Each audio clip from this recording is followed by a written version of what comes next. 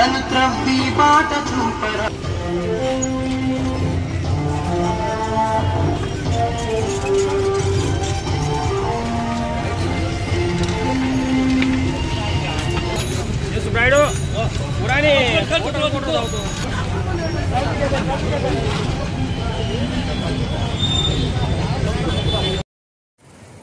అందరికీ నమస్కారం.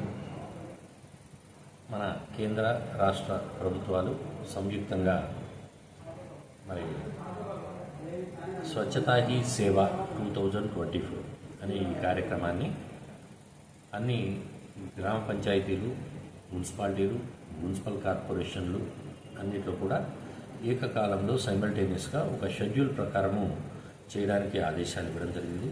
అందులో భాగంగా మన నంద్యాల పురపాలక సంఘ పరిధిలో ప్రిపరేటరీ యాక్టివిటీస్కి ఇచ్చిన టైంకు 17వ తేదీ, ఈ నెల 17వ తేదీ నిన్నటి నుంచి 1వ తేదీ అక్టోబర్ వరకు వివిధ రకాల కార్యక్రమాల ద్వారా ప్రజలను చైతన్యవంతులను చేయడము, అదేవిధంగా మరింత మెరుగైన పారిశుద్ధ్య కార్యక్రమాలను టేకప్ చేయడము, అదేవిధంగా విద్యార్థులకు కూడా దీని మీద కొంత, మహిళలకు కూడా కొంత మరింత అవగాహనను కలగజేసి దీని ద్వారా ప్రజలను మరికొంత చైతన్యపరచడం అనేది లక్ష్యంగా, అదేవిధంగా మన పారిశుద్ధ్యం కోసం మరి వారి యొక్క ఆరోగ్యాన్ని కూడా లెక్క చేయకుండా పట్టణంలో పనిచేస్తున్న పారిశుద్ధ్య కార్మికులకు అందరికీ కూడా మెడికల్ టెస్టులు చేయించడం, వారికి ఏదైనా ఆరోగ్యపరమైన సమస్యలు ఏమైనా ఉంటే వాటికి స్థానికంగా వారికి మెరుగైన చికిత్స అందజేసే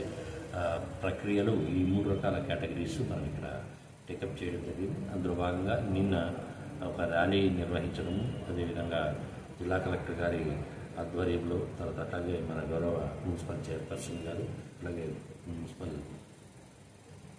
అదేవిధంగా మన ఎమ్మెల్సీ గారు పార్టిసిపేట్ చేశారు. గౌరవ మంత్రివర్యులు, గౌరవ ఎంపీ గారు కూడా మరి వేరే ముఖ్యమైన కార్యక్రమాలు ఉండడం వల్ల వారు మంత్రి గారికి క్యాబినెట్ మీటింగు, మేడం కూడా ఢిల్లీలో అతి ముఖ్యమైన కార్యక్రమం ఉండడం వల్ల ఎంపీ గారు కూడా వారు రానున్న రోజుల్లో ఈ కార్యక్రమంలో వారి యొక్క తప్పకుండా హాజరై ప్రజలను మరింతగా వారి యొక్క పార్టిసిపేషన్ తోటి చైతన్యపరుస్తామని చెప్పేసి వారికి తెలియజేయడం జరిగింది. అదేవిధంగా ఈరోజు సైకిల్ ర్యాలీ ఒకటి పాఠశాల విద్యార్థులతోటి ఒక సైకిల్ ర్యాలీ మున్సిపల్ కార్యాలయం నుంచి టెక్కే వరకు నిర్వహించడం జరిగింది.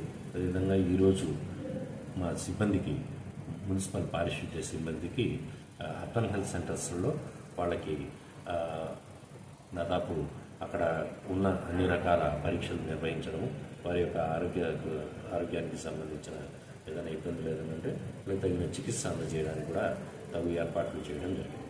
ఈ కార్యక్రమం అనేది అక్టోబర్ 1వ తేదీ వరకు ప్రజలను చైతన్యపరచడం అనేది జరుగుతుంది.